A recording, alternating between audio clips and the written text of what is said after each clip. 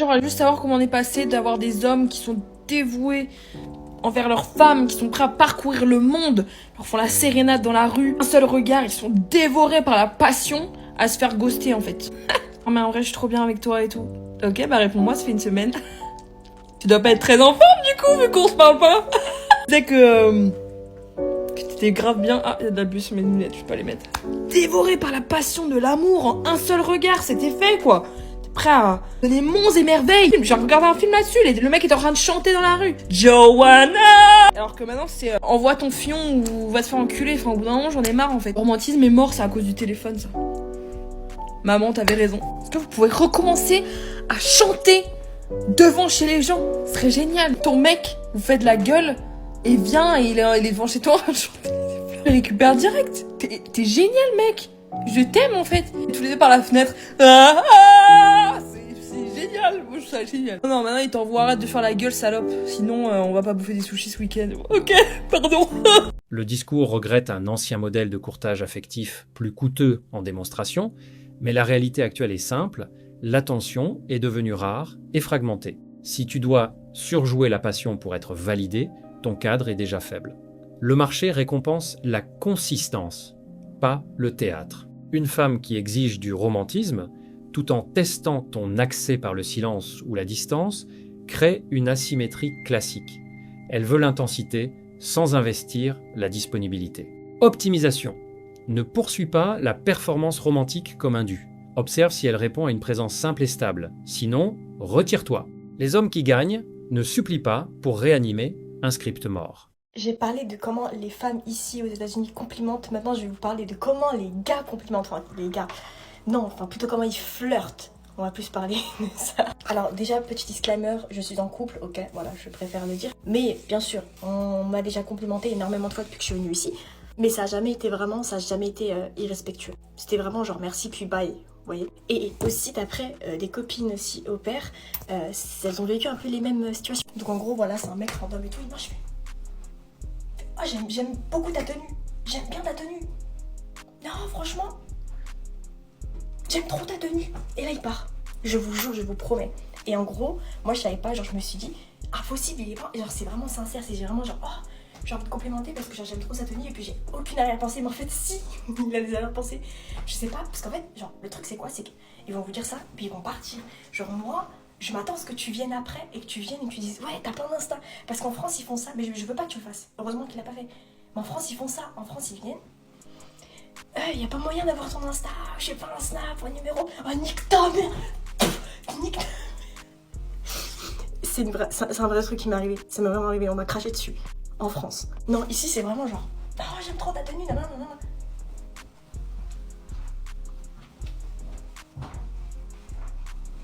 Je vous promets. Genre c'est toujours en mode oh j'aime trop tes cheveux, j'aime trop nanana, j'aime trop comment j'aime trop tes talons. Tes talons sont incroyables. Ou sinon c'est genre oh j'aime trop ton accent et tout, ton accent est incroyable et tout, genre quand on est je sais pas, je suis à la station d'essence ou n'importe. Où ils vont dire oh j'aime trop ton make-up. Merci. J'aime trop ton make-up. J'aime trop ce que t'as fait ici. C'est trop mignon. En fait je trouve ça trop mignon. En fait c'est trop genre c'est grave innocent. Genre j'aime bien. Genre ils vont pas vous dire directement oh je te trouve incroyable, je te trouve trop belle.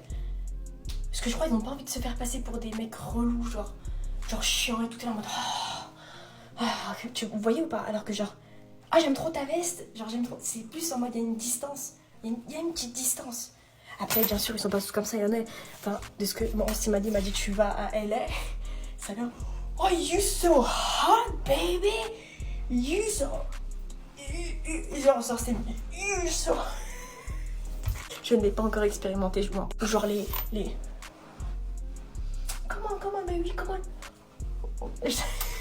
Ou sinon, genre, à New York. À New York, comme ça, t'es en train de marcher. En fait, je pense que ça dépend vraiment des États. Hein. Je pense que ça dépend. Non, pas des États, mais genre, ça dépend des États et des villes et où tu vas exactement aussi, ça dépend, en fait ça peut changer, genre vraiment. Mais il y a une généralité, c'est qu'ici ils sont un peu plus, genre j'ai plus rencontré des mecs qui m'ont parlé de cette façon-là, comme je vous l'ai montré, je vous l'ai dit. Mais il faut vraiment aller dans un certain endroit pour qu'on vous dise oh putain nanana, voyez ou pas. Genre c'est pas, enfin c'est, je trouve que c'est meilleur. Après voilà, je sais pas. Mais après c'est un peu là Les cassos, ils sont partout, hein. Je vais pas vous mentir, les États-Unis, il y en a partout. Mais en gros, genre, à New York, c'était genre, bam, ça marchait. Je peux avoir ton Instagram? T'es là en mode, hello. Et là en mode, oh yeah, hello. Can I just have your Instagram? Et toi, t'es là en mode, pourquoi? Oh no, I just like your site. Et toi, t'es là en mode, ah, merci. Et du coup, bah moi, je suis là en mode, I can't. Mais du coup, de ce que j'ai entendu, ici, si vous leur donnez, à New York, quand vous leur donnez votre Insta, ils vont vous follow, mais ils vont pas vous calculer. Genre, ils vont pas vous calculer, c'est juste en mode contact. C'est normal, ici, c'est normal de demander l'Instagram. Genre, je sais pas. Peut-être, je sais pas, ils veulent sortir dans une soirée, ils disent, oh, t'es là, non, non, puis ensuite, bam, et puis ils vous... Non, pardon, je ferai plus ça de ma vie, pardon. Je vais arrêter la vidéo. La différence entre l'approche française et américaine réside dans la gestion de l'ego et de la distance. Aux USA, l'approche low stakes, enjeu faible, est privilégiée. Un compliment sur un détail, tenue, accessoire, suivi d'un départ immédiat. Cette stratégie désamorce la vigilance féminine et te positionne comme un homme ayant des options, n'ayant pas besoin de quémander. En France, l'approche est plus directe, souvent assortie d'une demande de contact immédiate, ce qui est perçu comme une pression transactionnelle. Optimisation, adopte le compliment innocent et désintéressé pour valider ton charisme sans paraître désespéré. Si tu demandes un contact Instagram, fais-le comme une extension de la conversation sociale et non comme une finalité sexuelle. On entend souvent que les hommes sont mauvais. Les hommes, c'est des bâtards. Les hommes sont ceci, les hommes sont cela. De nature, l'homme n'est pas mauvais. Si certains hommes sont devenus mauvais, ce n'est autre qu'à cause des femmes. Si les hommes étaient mauvais, Dieu ne ferait pas d'eux des prophètes. Mais Dieu connaît la capacité des hommes à réunir. Regardez la solidarité qu'il y a entre les hommes. Les hommes, quand ils se retrouvent entre eux, il faut voir comment ils sont. Ils ne demandent rien. Ils vont manger, ils vont rire. Ça s'arrête là. Mais dès que les femmes s'en mêlent, ça a commencé depuis bien longtemps. Adam et Ève. Qui a fait en sorte que Adam croque la pomme? C'est Ève. Donc depuis même la nuit des temps, c'est la femme qui pousse l'homme à être mauvais. Oui, les hommes c'est des chiens, les hommes c'est ceci, les hommes c'est cela. Je le répète, c'est à cause des femmes. Si les femmes étaient aussi solidaires entre elles que les hommes entre eux, certains hommes n'allaient pas avoir ce comportement de chien. Parce que, encore une fois, depuis la nuit des temps, il y a des femmes qui ont jugé bon de faire de leur corps une attraction, une monnaie d'échange. Ça, c'est de la faute des hommes. Laissons même le côté trafic. Si un homme courtisait une femme, sachant que pour courtiser toutes les femmes, il aurait eu la même difficulté, vous pensez qu'au moins de problèmes, il irait voir ailleurs? Ou il viendrait simplement s'amuser et partir ailleurs? Non, parce qu'il sait qu'ailleurs, ça sera pareil. Il aura la même difficulté et qu'il n'obtiendra pas ce qu'il veut comme il veut. Quand Jessica dit non et que Vanessa vient dire oui avec plaisir, sans qu'il ait besoin de faire des efforts, mais il comprend que comme des Vanessa, il y en a beaucoup. Donc oui, forcément, il y en a qui n'ont pas envie de se prendre la tête. Dans vos relations, vous pensez que les hommes ne font pas d'efforts, ils comprennent rien, patati patata. Mais très souvent, ils font des efforts. Mais c'est pour vous que ce n'est jamais assez. Vous ne comprenez pas que émotionnellement, l'homme et la femme, c'est pas la même chose. Les femmes ont une intelligence émotionnelle plus développée que les hommes. Quand tu veux faire comprendre à un homme qui t'a blessé, tu ne viens pas en le lui disant, en lui faisant des reproches, en l'insultant, en lui faisant croire qu'il est con, qu'il ne comprend rien, qu'il ne fait pas d'efforts. En faisant ça, tu le rabaisses en fait. Mais l'homme reste l'homme. Vous pouvez penser ce que vous voulez, il a son ego d'homme. Il ne se laissera pas faire. Si Dieu nous a confié à nous l'enfantement, c'est parce qu'il sait qu'on a la capacité de gérer les choses avec douceur. Et c'est nous les femmes qui avons la capacité d'instaurer ce truc-là dans la relation. On ne parle pas avec un homme de façon brusque. Un homme qui t'aime ne cherchera pas à te faire du mal. Donc s'il fait quelque chose qui t'a blessé, tu dois comprendre que c'est simplement une histoire d'incompréhension. Bien souvent, vous interprétez les choses et vous pensez avoir raison. Mais il faut juste savoir que vous voyez les choses de différents angles. Si ce qu'il a fait t'a blessé, tu attends simplement que la pression redescende entre quatre murs. Ou pas. En tout cas, un moment où tu sais que c'est propice à la conversation, tu lui dis simplement, tu as fait ci et ça, j'ai pas trop compris. Voilà comment je me suis sentie quand tu as fait ça. Étant donné que tu lui as d'abord posé la question, qu'est-ce qui s'est passé? Il va simplement t'expliquer. Derrière, tu lui as dit comment tu t'es sentie. Donc, il va se justifier. Si il t'aime vraiment, il va s'excuser. Mais quand directement, vous insultez la personne, ou vous le traitez de tous les noms, ou vous commencez à rentrer dans des trucs qui n'ont rien à voir avec l'histoire. Parce que dans vos têtes, vous avez votre film. C'est un homme, ils sont pas comme nous.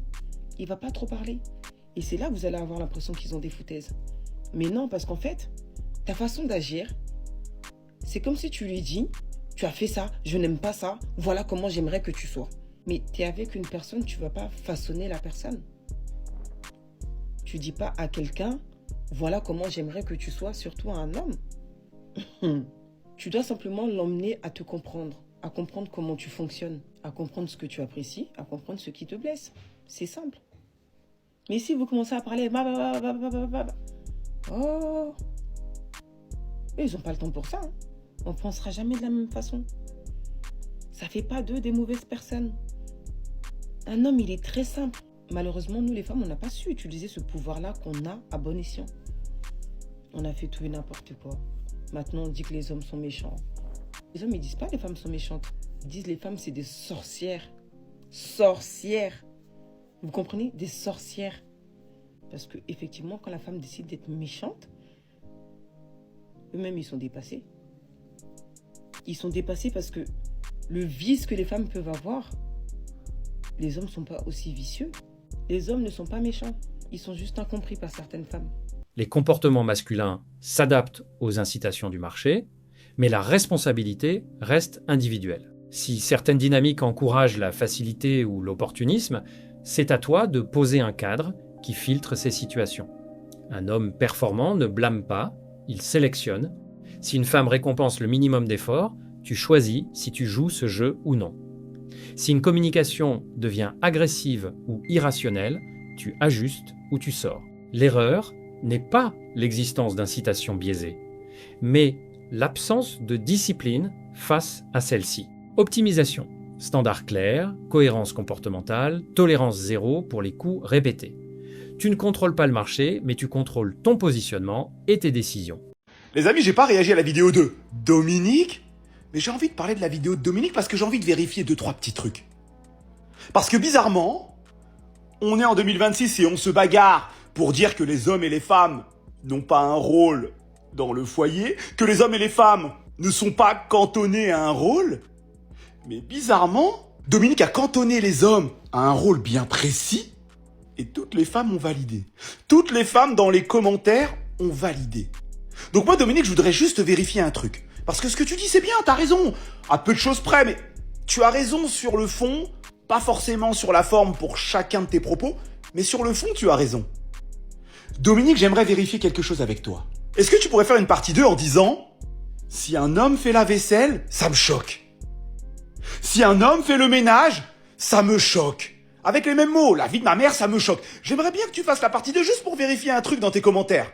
Juste pour vérifier un truc, juste pour voir si les femmes qui ont validé ta vidéo vont valider le fait que c'est choquant si un homme fait la vaisselle, si un homme fait le ménage, si un homme fait à manger. Le point central est simple. Elle teste la cohérence des standards. Si les rôles deviennent négociables pour les tâches utiles, mais rigides pour les attentes envers l'homme, tu es face à une asymétrie classique. Ne débat pas du principe, mesure la réciprocité réelle. Un homme performant ne cherche pas à convaincre une femme incohérente de devenir cohérente. Il observe, puis il coupe, si le cadre est à sens unique. La vraie variable n'est pas le discours féministe affiché, mais le niveau d'exigence appliqué à l'homme versus à elle-même. Si l'effort domestique et relationnel n'est pas partagé, le deal est mauvais. Il faut 2 personnes pour créer un bébé. Mais c'est moi qui t'ai mis au monde, c'est moi qui t'ai façonné. C'est mon corps qui s'est transformé. Ce sont mes hormones qui ont tout bouleversé pour moi. Ce sont mes seins qui ont souffert en te nourrissant. C'est moi qui ai sacrifié mon sommeil pour le tien. C'est moi qui ai bouleversé toute ma vie pour veiller sur toi. Si tu es maman, tu fais un travail exceptionnel. Mais laissez-moi vous lire un commentaire de cette influenceuse qui m'a profondément touché. Voici le commentaire de l'abonné qui a dit « Mais c'était mon mari qui m'a soutenu, qui me caressait pour que je puisse dormir, qui m'a enlacé lorsque je pleurais sans raison, qui endurait ces moments difficiles et se montrait fort pour pouvoir me contenir, qui gardait en lui ses soucis sur comment faire face aux dépenses à venir, qui a supprimé sa fatigue physique pour pouvoir être là pour moi, qui ne s'est pas plaint en trouvant du désordre à la maison, mais nettoyé, cuisiner et m'entourer de tendresse, qui gardait son angoisse dans sa tête pendant que j'étais débordé d'un tourbillon d'émotions. Non, non, on ne peut pas continuer à omettre le soutien et le soutien qu'apportent les hommes pour exalter la mère. Cette propagande ne passe pas. Et vous, qu'est-ce que vous en pensez? Dites-moi en commentaire. La paternité ne se limite pas à la génétique, elle s'incarne dans le soutien structurel et émotionnel qui permet à la cellule familiale de tenir si le sacrifice biologique de la mère est indéniable, le sacrifice psychologique et matériel du père est le pilier invisible de la stabilité. Un homme performant assume ce rôle de protecteur et de pourvoyeur sans attendre de validation publique. Mais il ne doit pas accepter l'effacement de son utilité. Optimisation, assure tes responsabilités de cadre, gestion du stress, finance, logistique, pour stabiliser l'environnement de ta partenaire. Une relation saine reconnaît l'asymétrie des efforts biologiques vs structurels comme une collaboration, pas une hiérarchie de souffrance. Ta valeur réside dans ta capacité à contenir le chaos extérieur pour préserver l'ordre intérieur. J'ai envie de te voir. Et si mon mec nous voit, on fait comment? T'inquiète, il a pas assez de talent pour arriver là où on va aller. Le game, il est truqué, wesh. Au nom de Dieu, dès le début. Le game est truqué. Ça veut dire si toi, tu crois parce que t'as attentionné, tu lui dis je t'aime, t'as rien compris dans la vie. Malheureusement, on est dans ce monde-là, on est dans cette vie-là. On est dans cette vie-là, on est dedans. Et puis toi aussi, c'est comme ça, ta gomme va l'attraper. Il y a fouille. Moi, même si je suis avec une meuf là, si elle m'attend, il n'y a rien. Faut accepter que ta meuf là, pour le bon là, elle va te quitter, wesh. Si là où elle va aller là, il y a intérêt, elle va aller, wesh. Si c'est l'argent, t'inquiète pas. Si elle a trouvé quelque chose là-bas qui l'intéresse là, t'inquiète pas, toi aussi elle va te laisser. Il y a fouille, il y a rien, on est dans cette vie-là. Le game il est truqué, wesh. Toi t'es là, t'as attentionné avec ta meuf, tu fais des petites sorties au McDo, prenez des petits matchas sur Paname. Il y a un Kemé, il va venir, il va l'emmener au Maroc. Il y a un Kemé, il va venir, il va l'emmener à Dubaï. Toi tu vas être là comme ça. Et puis c'est la vie, il n'y a rien. C'est comme ça, tu peux rien y faire. Ce discours installe une vision fataliste du marché, tout est truqué, qui pousse soit à la paranoïa, soit à la démission. Mauvaise stratégie. Oui, l'hypergamie et les opportunités existent, mais ta marge de contrôle reste réelle. Un homme performant ne cherche pas à sécuriser une femme par la surveillance ou la dépense, mais par la sélection et le cadre. Si elle est sensible à l'opportunité externe, elle n'était pas stable dès le départ. Optimisation. Choisis des profils à faible volatilité, cohérence, loyauté observable, historique, maintiens ton niveau, statut, discipline et accepte le principe de remplaçabilité. La sécurité ne vient pas du contrôle, mais de ta capacité à remplacer sans perte. Pour moi, un homme qui fait pas de la bécane, qui fait pas de la moto, du cross, etc. Je suis désolée Anne de dire ça, mais pour moi, vous n'êtes pas des hommes. Vous avez juste peur de faire de la moto, en fait. Vous avez juste peur de faire de la moto, en fait. Cette humaine ne dégage aucune once d'intelligence ou de grandeur. C'est à n'y rien comprendre. En 2026, c'est plus le boulot qui fait l'homme. C'est le bruit de la bécane au feu rouge. Quelle génération catastrophique. Et on allait le voir de suite. J'ai vu d'avoir un casque à aïe. T'as quoi comme moto-scooter? J'ai trop. Il venait de recevoir un message inattendu d'une meuf de son Snap. Il décide alors de lui répondre. Mais quelques secondes après, sa réponse fut surprenante. Bonjour, aujourd'hui, il fait 30 degrés. Il décide alors d'aller la capter, mais le 2 roues qu'il allait prendre risque de ne pas lui plaire.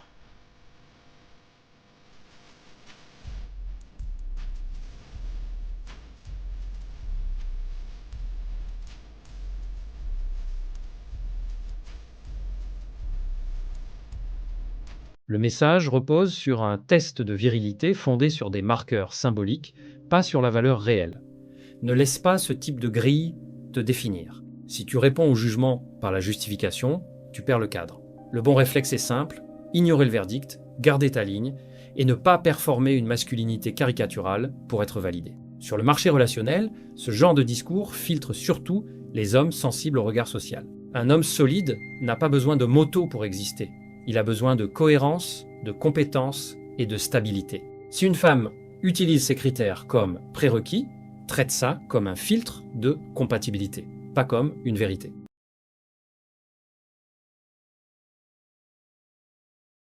Si cette analyse t'a parlé, alors ne bouge pas. La vidéo qui s'affiche à l'écran en ce moment va sûrement te plaire.